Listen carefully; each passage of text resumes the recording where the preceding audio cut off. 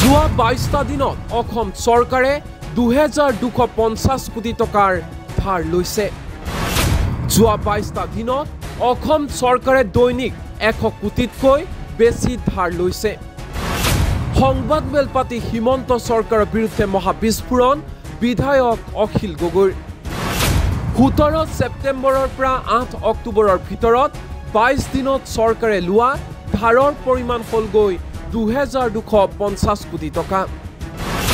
17 ছেপ্টেম্বৰত ল'লে 500 কোটি টকা ঋণ, 24 ছেপ্টেম্বৰত ল'লে 250 কোটি টকা ঋণ, 1 অক্টোবৰত ল'লে 750 কোটি টকা ঋণ, 8 অক্টোবৰত ল'লে 750 কোটি টকা ঋণ।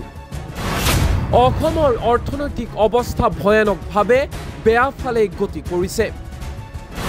ঠিকাদাৰক দিবলৈ ধন নথকা চৰকাৰে হিতাধিকাৰীক ধন দি আছে। ভোট বেংকৰ স্বাৰ্থত ভৱিষ্যতৰ লগত খেলি আছে অসমৰ মুখ্যমন্ত্ৰী হিমন্ত বিশ্ব শৰ্মাই। অহা ইলেকশ্যনলৈকে ৰাজ্যত কোনো স্থায়ী কাম নকৰে হিমন্ত চৰকাৰে। কেৱল ভোট কিনিব পৰা কামহে কৰিব হিমন্ত চৰকাৰে। ৰাষ্ট্ৰীয় নেতা হোৱাৰ উচ্চাকাংক্ষাত অসমীয়া জাতিক বলি নিদিব মুখ্যমন্ত্ৰী হিমন্ত বিশ্ব শৰ্মাই। সমগ্ৰ অসমত চলাই থকা লুণ্ঠন ৰাজ বন্ধ কৰক মুখ্যমন্ত্ৰী হিমন্ত বিশ্ব শৰ্মাই।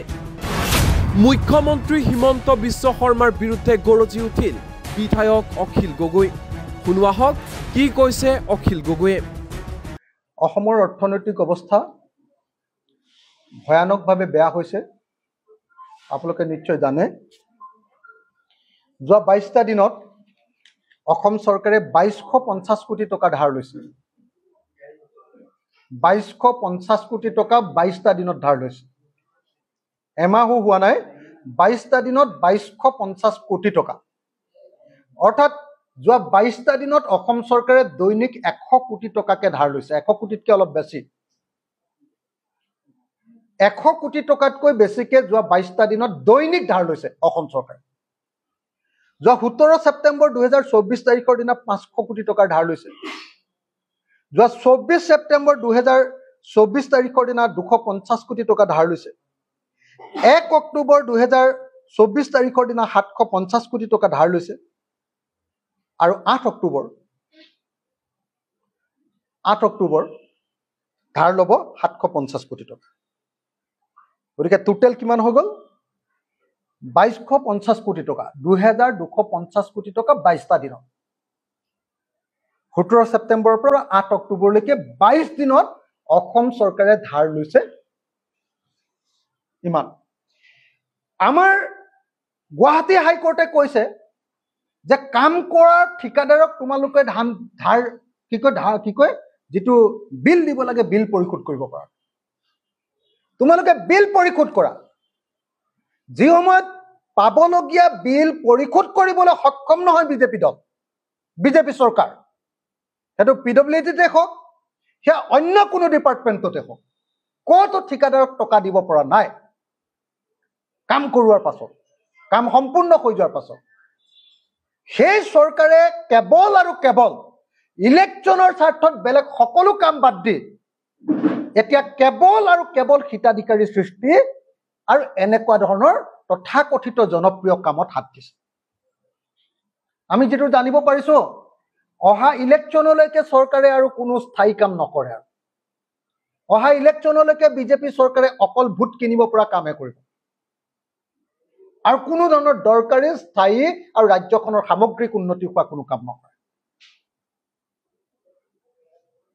গতিকে এই মুহূৰ্তত আমি হিমন্ত বিশ্ব শৰ্মা চৰকাৰক ক'ব খুজিছো, আপোনালোকে নিশ্চয় গম পায় যে হিমন্ত বিশ্ব শৰ্মাই নিজে সেইদিনা ফাইনেন্স কমিশ্যন আহোঁতে, হয়নে নহয়, ফাইনেন্স কমিশ্যন আহোঁতে নিজে কৈছে যে কেন্দ্ৰীয় ৰাজহৰ পৰিমাণ আমাৰ ইয়ালৈ কমি আহিলে, ডিভলিউচনৰ পৰিমাণ কমি আহিলে, কেন্দ্ৰীয় চৰকাৰৰ পৰা টেক্সৰ যিটো পাৰ্ট পাওঁ আমি তাৰ পৰিমাণ কমি আহিলে, বানপানীত দিয়া পইচাৰ পৰিমাণ কমি আহিলে।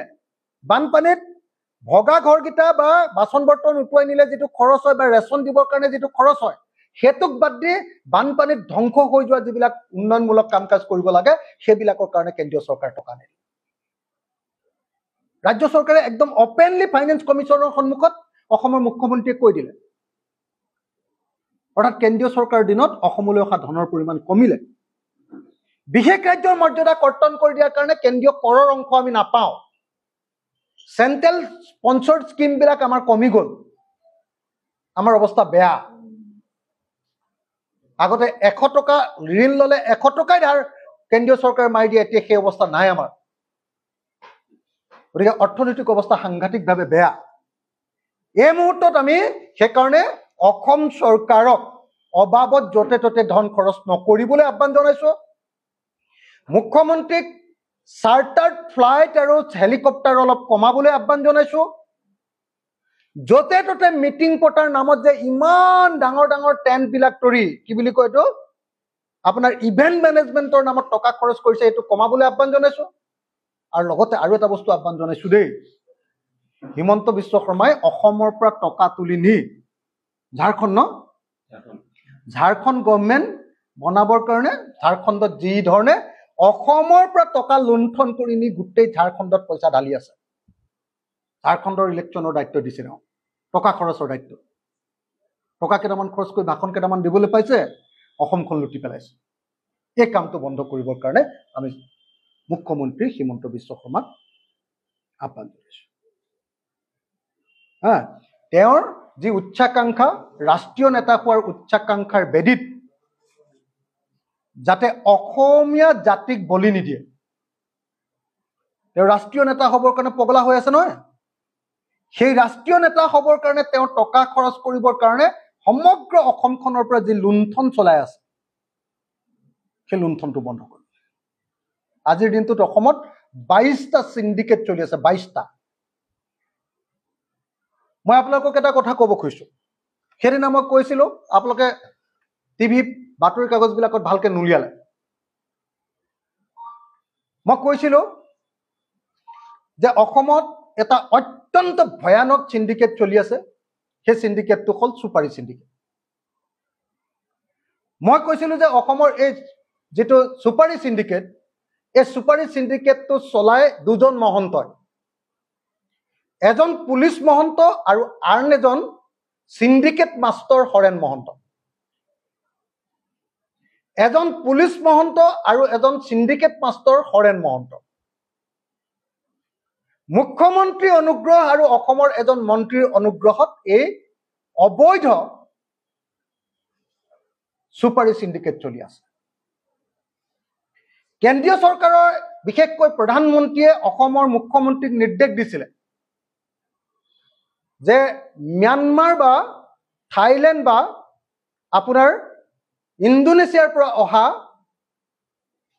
যাক বাৰ্মিজ আমি সুপাৰী বুলি কওঁ বাৰ্মিজ সুপাৰী অসমৰ মাজলৈ সোমাবলৈ দিব নালাগে কেলে বাৰ্মিজ সুপাৰী ভাৰতলৈ আনিবৰ কাৰণে বাৰ্মাৰ লগত বা म्यांमाৰৰ লগত বা ইন্দোনেছিয়াৰ লগত আমাৰ কোনো বুজাবুজিৰ চুক্তি নাই যদি বুজাবুজিৰ চুক্তি নাথাকে তেতিয়াহ'লে তাৰ ওপৰত আমাৰ কেন্দ্ৰীয় চৰকাৰে সীমান্তত মানে কাস্টম ডিউটি ল'ব নোৱাৰে যদি কাস্টম ডিউটি নলয় তেতিয়াহ'লে সীমান্তৰ চকীত আমাৰ ইণ্টাৰনেশ্যনেল বাউণ্ডাৰীত তাৰমানে সেই বস্তুটোৰ ওপৰত মানে হেৰি কৰিব নোৱাৰে চেকিং কৰিব নোৱাৰে তাক খুলি লৈ তাক চেক কৰা কাৰণ চেক কৰিলে মানে তাৰ ওপৰত কাস্টম ডিউটি ল'ব লাগিব কিন্তু যেহেতু সেই চৰকাৰবিলাকৰ লগত চুক্তিয়ে নাই গতিকে তাৰ ওপৰত কাস্টম ডিউটি ল'ব নোৱাৰে সেইকাৰণে কি হয় বিনা চেকেৰে ভালকে তাক অনুসন্ধান নকৰাকে তাৰ ভিতৰত বস্তাবিলাকত কি আহিছে ইণ্টাৰনেশ্যনেল বাহিৰৰ দেশৰ পৰা অহা এটা বস্তুত কি আহিছে এইটো চেক নকৰাকে কি কৰে আমাৰ ভাৰতলৈ সেই সুপাৰীবিলাক সোমাই আহে সেইকাৰণে সেই সুপাৰী বেগৰ ভিতৰত গোটেই চাইনাকে ধৰি গোটেই সেই ফালৰ পৰা গোটেই অবৈধ ড্ৰাগছবিলাক আমাৰ ভাৰতবৰ্ষলৈ আহে আৰু অবৈধ মৰণাস্ত্ৰ আহে এইটো ভাৰতৰ সাৰ্বভৌমত্বৰ কাৰণে ভয়ানক বুলি কৈ কেন্দ্ৰীয় চৰকাৰে কেন্দ্ৰীয় গৃহ বিভাগে আৰু প্ৰধানমন্ত্ৰীৰ কাৰ্যালয়ে অসমৰ মুখ্যমন্ত্ৰীক অসমৰ মাজেদি সুপাৰী অহাটো বন্ধ কৰিবলৈ নিৰ্দেশ দিছে কিন্তু কেইজনমান মন্ত্ৰীৰ পৃষ্ঠপোষকতাত আৰু মুখ্যমন্ত্ৰীৰ জ্ঞাতসাৰে পুলিচ বিভাগৰ এজন উচ্চ পৰ্যায়ৰ বিষয়া মহন্ত উপধাৰীৰ বিষয়া আৰু হৰেন মহন্ত নামৰ অসমৰ আটাইতকৈ ডাঙৰ সিন্ডিকেট মাষ্টাৰজন তেওঁলোকে অবিৰতভাৱে অসমত দৈনিক অসমৰ মাজেদি সুপাৰী সিন্ডিকেট চলাই আছে।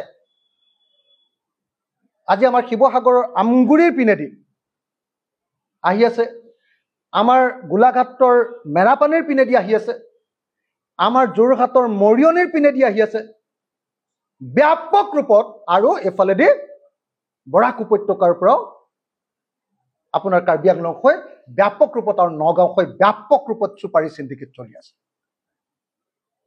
এখন এখন ট্ৰাকৰ পৰা হৰেণ মহন্ত বাহিনীয়ে 12 লাখ টকাকে লয়, আৰু 12 লাখ টকাকে লৈ এই ট্ৰাকবিলাকক কি কৰিছে, এতিয়া অবৈধ ড্ৰাগছ আৰু অবৈধ মৰণাস্ত্ৰ সমগ্ৰ ভাৰতত মেলি দিবৰ কাৰণে অনুমতি প্ৰদান কৰিছে।